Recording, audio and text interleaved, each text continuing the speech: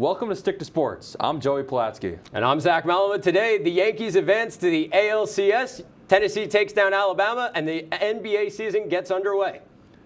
The New York Yankees advanced to the ALCS with a 5-1 win over the Cleveland Guardians in Game 5 today. Giancarlo Stanton launched a 3-run homer in the first inning, Aaron Judge added a solo shot, and Nestor Cortes Jr. tossed 5 shutout frames off of just 3 days rest. Zach, what were some of your takeaways from the ALDS, and how are you feeling about the Yanks going into the ALCS? So a lot of people are going to say that this series was pretty difficult for the Yankees, and I agree with them. It was, but they would probably expect more from the Yankees. In this situation, I mean, it's a good Guardians team. It really is. They're a really, really solid team, and they put up a real good fight against this Yankees team, and they made the Yankees work. I think my takeaways, I need more hits from the Yankees in the ALCS against Houston, and then I'll be okay with it. But I'm probably the most optimistic I've been in a while about this Yankees team, just based on the rotation that they have versus recent years against Houston where they lost.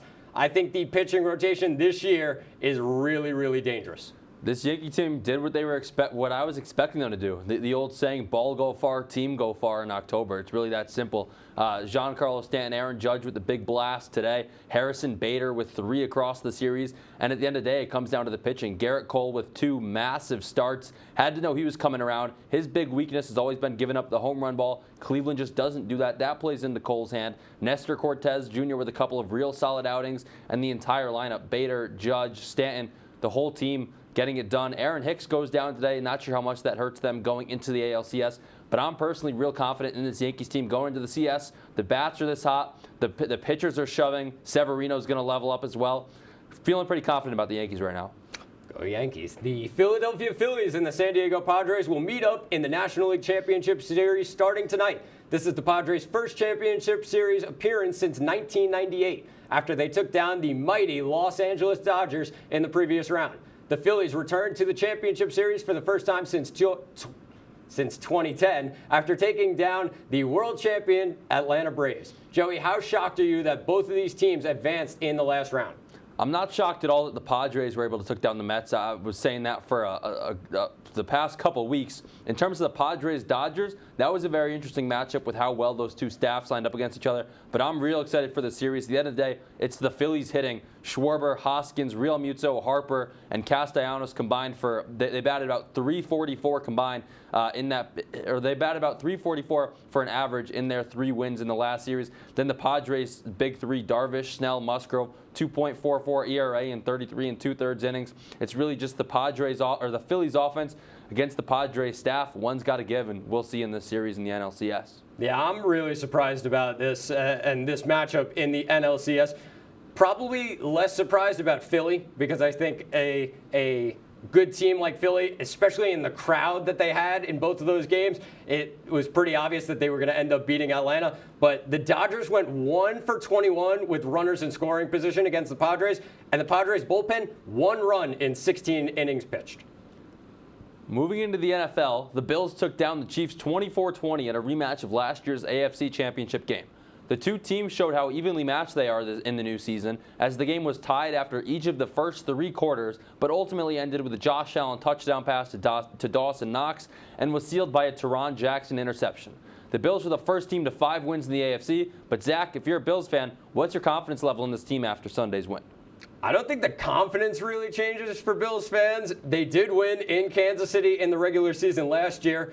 And now I think this year, the biggest takeaway for Bills fans winning this game, Mahomes might have to go up to Buffalo. Might have to take a trip to Orchard Park in the playoffs. That would obviously favor Buffalo. The other takeaway, Von Miller is a huge, huge X factor. 2 massive sacks in the game on 3rd down. That really changed the game, and Buffalo was able to come back from it. Zach, I think you bring up a good point. Von Miller was around the ball a lot in this game up at Arrowhead Stadium, and I'm with you again. This was really just, it's a regular season game. It only matters so much. It's as much as whoever the Bills have next and the week before. But at the end of the day, it's huge in getting this AFC Championship game up to Orchard Park at Highmark Stadium. It's a big win for the Buffalo Bills. Staying in the NFL, New York football is flat out amazing. The New York Giants are 5-1 after a gritty 24-20 comeback victory against the Baltimore Ravens on Sunday. The New York Jets are 4-2 after a beatdown of the Green Bay Packers in a 27-10 win at Lambeau. Joey, Bills are number 1 in New York, but who looks better, the Jets or the Giants? Zach, you know the answer. The New York Football Giants. I've been saying it since before the season. And honestly, what this comes down to in my eyes, the Giants are doing more with less. I mean, the Jets have more pieces, guys like Corey Davis, Garrett Wilson, Elijah Moore. Daniel Jones, keep in mind, is doing this with Richie James as his leading receiver. You can see there the Giants 18th in points per game. I mean, but in my book, what the Giants are doing, they're not really winning football games. If you watch towards the end of these games, they really just refuse to lose the game. They just find ways to win. Brian Daboll's becoming a Coach of the Year candidate. This is a selfless team. Andrew Thomas hasn't allowed a sack yet this year. And the Giants were 7-14 on third down, 3 of 5 in the red zone, but they had 168 less yards than the Ravens. Just found ways to get it done. All right, mister, let me get my Jets take in here. The Giants barely got by the Packers in London. Keep that graphic up there. The Jets, 10th in points per game, 17th in yards per game. Anything the Giants do, the Jets can do better. Watch out for Breece Hall. He is a monster. What's the Giants' division record? Oh, yeah, it's 0-1. What's the Jets? 1-0. Both two good football teams. Oh, yeah. We're going to take a quick break here on Stick to Sports. Up next, we recap the weekend of college football and make our predictions for the NBA season. Stay tuned right here on WTOP 10.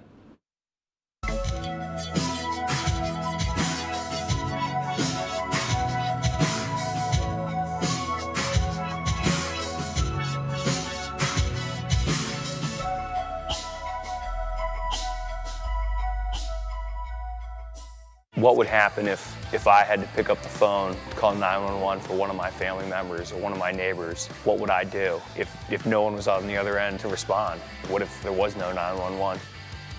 So you can be a part of the solution. Anybody can be a firefighter. Male, female, younger, older. We have school teachers. We have leaders in business. Is me, you, anyone that wants to be. There is no typical firefighter. Here at WTOP, we pride ourselves on delivering you all the news you need to know from the day's events. Whether it's happened on Capitol Hill or right here in Oswego, we make sure you know all about it.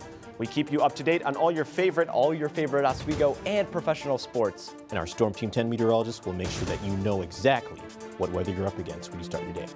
Every Monday through Thursday night, make sure to tune in to Channel 10.2, because at WTOP, we don't just tell you the news. We are the news. My mother was always very familiar with her neighborhood, but one day she stopped at the stop sign for much longer than usual, and she didn't know whether she should go forward or turn, and she wasn't even really sure where she was at. It was very unsettling for her. I felt so much better after my son told me, Mom, I don't want you to worry or be afraid. I'll be there for you and we'll figure it out. Opioid dependence can happen after just 5 days. Know the truth, spread the truth.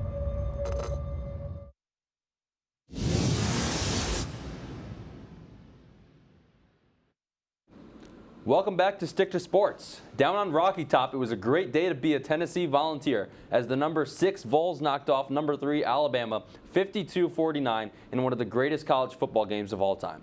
Tennessee got off to an early 21-7 lead and ultimately took advantage of 130 Alabama penalty yards, as well as unbelievable showings from Hendon Hooker and Jalen Hyatt, as the Vols knocked off the Crimson Tide for the first time since 2006. Tennessee moves into the playoff picture at number 3, while Alabama drops to number 6. But Zach, what were your thoughts on this game, and do the Vols have a shot at winning the national championship? What a game, Joey, and credit to Tennessee. Every time Bama scored, it probably took less than 5 minutes for Tennessee to respond. However, I say they're a contender right now, but my worry is consistency. Because a lot of teams go into games against these top teams, Georgia, Ohio State, Clemson, and just fall apart in the college football playoff. Yeah, I mean, this is a game that Tennessee had circled on their calendars the third Saturday in October.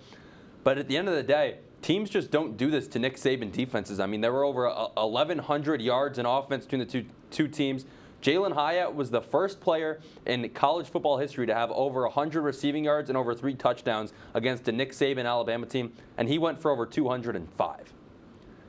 Number 5, Michigan, and number 10, Penn State clashed in another battle of top 10 teams on Saturday. Michigan led 16-14 at half and went on to outscore the Nittany Lions 28-3 in the second half, en route to a 41-17 blowout win. The Wolverines got 418 rushing yards, including Donovan Edwards and Blake Corum, each going for over 160 apiece. But Zach, it was an impressive final score for now number 4 Michigan.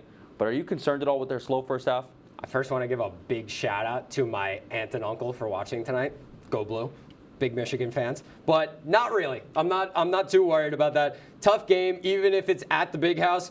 I think Penn State is a very, very good football team, and they showed it in this one. I do think Donovan Edwards and Blake Corum could be the best running back duo in the country right now. These two teams are going to be tough tests for Ohio State when they play them.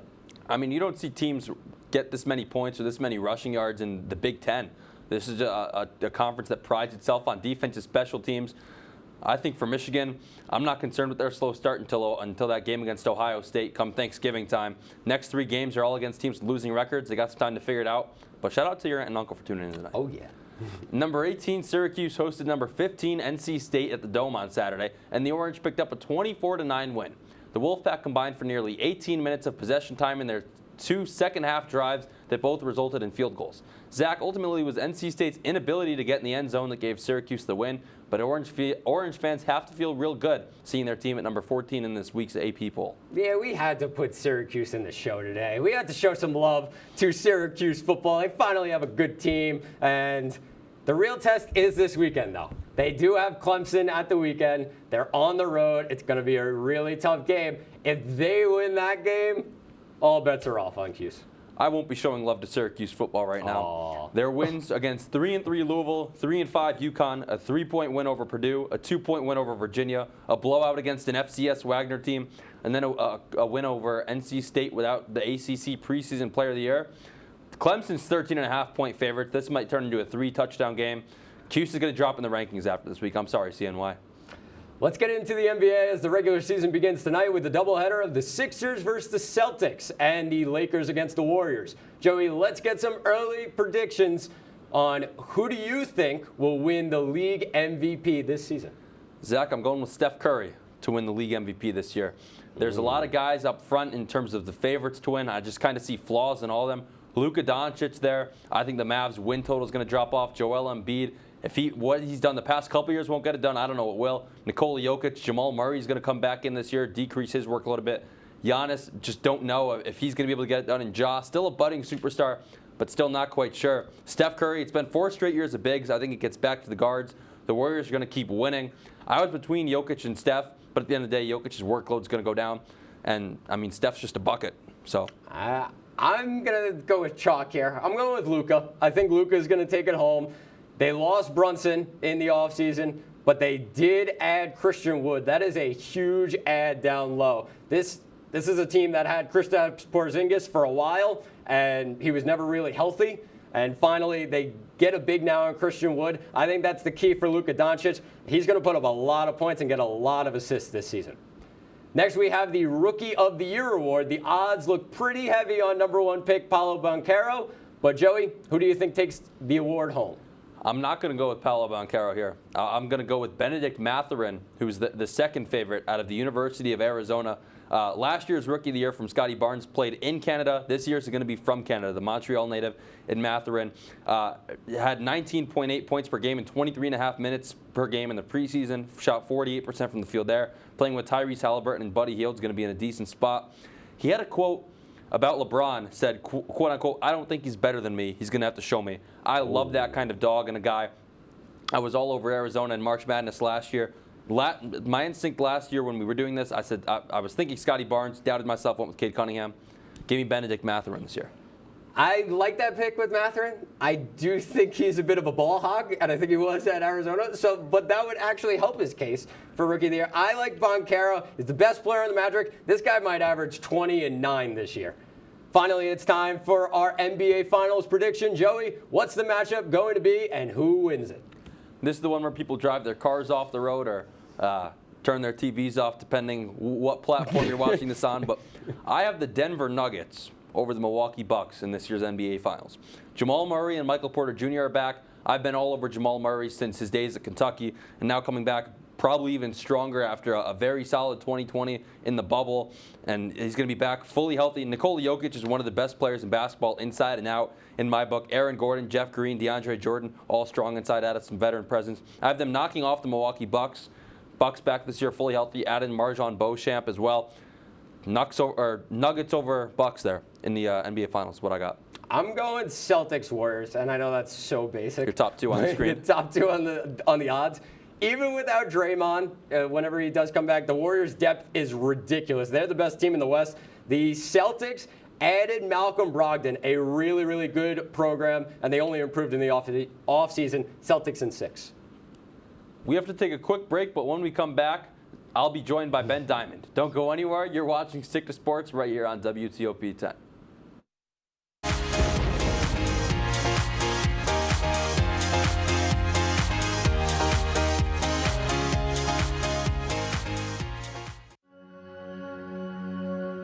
All across the country, people are coming together to speed up what we can learn about health. The All of Us Research Program is calling on 1 million people to join us as we try to change the future of health.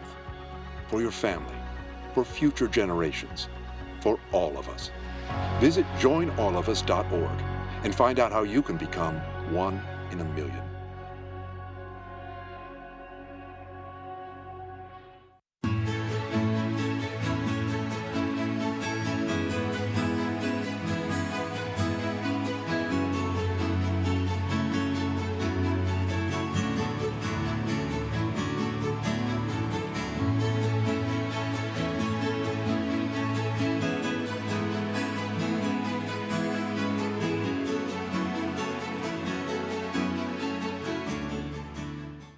Our son Arjun was born with cystic fibrosis. CF is a genetic disease that shortens lives. When the foundation was founded in 1955, children with CF rarely lived long enough to attend kindergarten.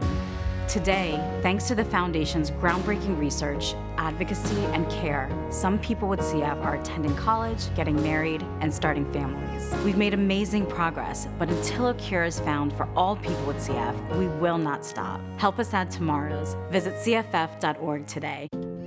Is there a danger hiding in your home? Unused opioid medicines could harm your family. Find your unused opioid pills, patches, or syrups and learn how to dispose of them safely at fda.gov/drug disposal.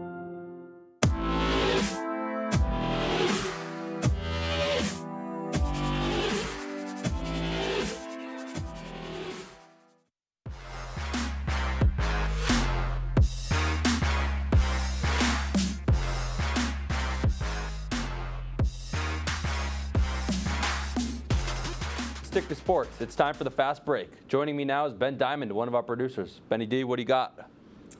After being ejected from Sunday's game by his own team versus the Los Angeles Rams, former Panthers wide receiver Robbie Anderson has been traded to the Arizona Cardinals on the heels of an injury to wide receiver Marquise Brown. For the Panthers, this trade gets them more future draft capital and removes a possible distraction from their roster. The Cardinals, on the other hand, get their replacement for Brown on top of getting back one of the top wide receivers in the game in DeAndre Hopkins. What do you think of this move, Joey? I think this is a win-win. Baker Mayfield, as much as I'm a believer in him, this Carolina Panthers team this year has been a disaster between him and the firing of Matt Rule. Clear that out, start to rebuild, get a new piece in there. Robbie Anderson, who's obviously showed his frustration in Sunday's game and in the slow start to the season for the Panthers, he gets to go into a situation where he can win. Hollywood Brown goes out. D-Hop coming back as well. Kyler Murray, Robbie Anderson, and D-Hop is a real good quarterback, wide receiver 1, wide receiver 2 punch in my book. So Cardinals have it on paper, but looking to keep things going, and I think Robbie Anderson's a good pickup. Yeah, me too. I think this is a great trade for the Cardinals, especially getting back a wide receiver in DeAndre Hopkins. Their wide receiver core, I think, got better because I feel like replacing Marquise Brown with a guy like Robbie Anderson and then adding DeAndre Hopkins onto that, it really is huge for the Cardinals as a whole, especially adding Robbie Anderson into a system with a new quarterback, with a good quarterback, coming from where he had been with the Panthers, which wasn't very good. Moving over to the Denver Broncos, they faced the Los Angeles Chargers on Monday Night Football and fell in another low-scoring affair, losing 19-16 in overtime. Russell Wilson threw for only 188 yards in the loss, with Jerry Jeudy being the beneficiary of the majority of those yards with 54 on 3 receptions. What is wrong with the Broncos so far this season, Joey? Ben, that's a good question. I don't know if I have an exact answer for that. Nathan Hackett, I mean, everything has seemed to go downhill after the Broncos, and the coach made some questionable decisions in the first couple of weeks about going for it at the end of the games, kicking the field goals towards the end of the games. But right now for the Denver Broncos, I think this is a team that's still meshing. This Broncos team with Russ Wilson, the injury to Javonte Williams obviously doesn't help. Jerry Jeudy still kind of getting things going. At the end of the day, you need the off-field chemistry as well as just the talent on-field. But right now, I think the Denver Broncos just have to find things going, and the season's still only about a third of the way there. Still got some time to find things. Yeah, I mean, Russell Wilson hasn't been exactly what had been advertised when he signed with the Broncos originally this offseason. So far this season, a 58.6 completion percentage, 1,400 passing yards, 5 touchdowns, and 3 interceptions, and an 83.4 QB rating. Not very good. And online, I saw Jerry Jeudy and KJ Hamler visibly upset on the sideline, and that just vibes are not good in Denver right now. Moving over to the Tampa Bay Buccaneers, they've had a tough go of things as well during the 2022 season, falling to 3-3, a season after going 13-4. During the game, Tom Brady was seen yelling at his offensive line, something we have seen more and more recently, with Brady making his frustration more apparent during the games, like breaking iPads after drives that don't go his way. It seems to me that outside factors are starting to creep into Brady and affect his play. What is your take on this, Joey? Ben, I think that's got to be it. At the end of the day, I've always been, even as a Giants fan, I've always been a Tom Brady fan and respecter. You got to think at some point the personal life's got to blend into it. A guy that is an A-list celebrity, a guy that's at his magnitude, it'd be hard to find anything else. I mean, yes, this team just hasn't been fully clicking, but this team that has the majority of the same team as last year. I believe they lost a piece or two on the offensive line, but you got to think that something from the outside is still hurting him on the inside, inside the lines, I should say. Yeah, I mean, Brady's play hasn't been playing that poorly with 8 touchdowns to 1 interception so far this season, but the team's losing games and has not been as explosive, beating a struggling Packers team, and then barely beating a Saints and Falcons team, and then losing to the Steelers this weekend. It has not looked great in Tampa Bay so far this season. We'll take a quick break here on Stick to Sports. Thanks once again to Ben for the fast break. When we come back, Zach and I will go through our best bets and what to watch for. No, we will be doing extra innings. I apologize. You're watching Stick to Sports right here on WTOP 10. Still come back for the last block. Let's do it.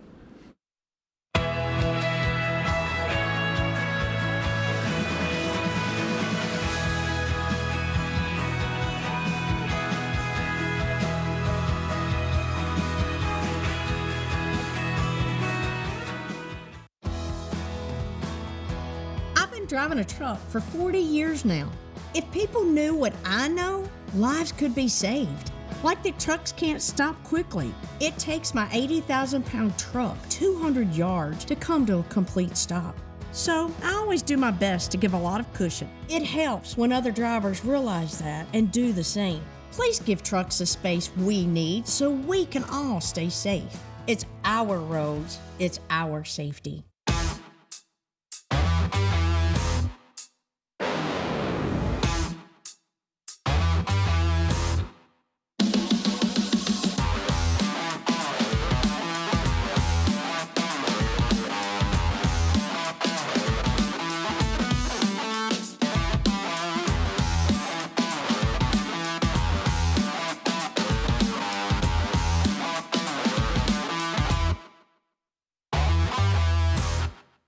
Okay, Dad. 1, 2, 3.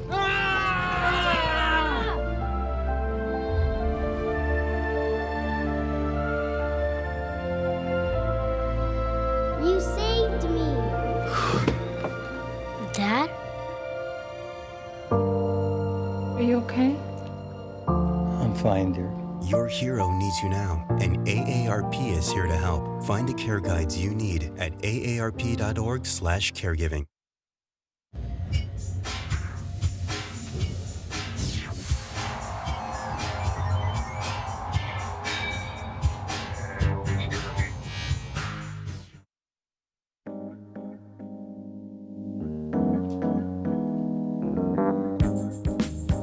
Welcome back to Stick to Sports. My mic is on, Joey's getting ready for some mac salad, and it is time for extra innings. Let's take a look at the standings so far this season. Zach, Joey, we got 6 more. What are your thoughts on this one? First one. Benny D. Ben, give yourself some credit. I mean, I may be winning, but it's not over yet. So we got to keep going. We need 6 more picks. All right, let's do it. We need 6 more picks. Phillies, Padres. Padres are minus 130. Joey? I'd go with the Phillies in this series. Again, it comes back to the saying, ball go far, team go far. Schwarber, Hoskins, Real Muto, Harper, Castellanos. Give me the Phillies in those bats.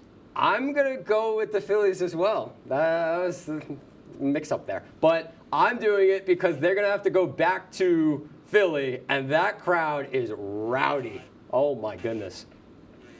I mean, the Phillies have looked great so far. I mean, in this game, they've only played 1 game. It's going on right now. They've looked great. I'm going to agree with you guys. Phillies, they're going to take this.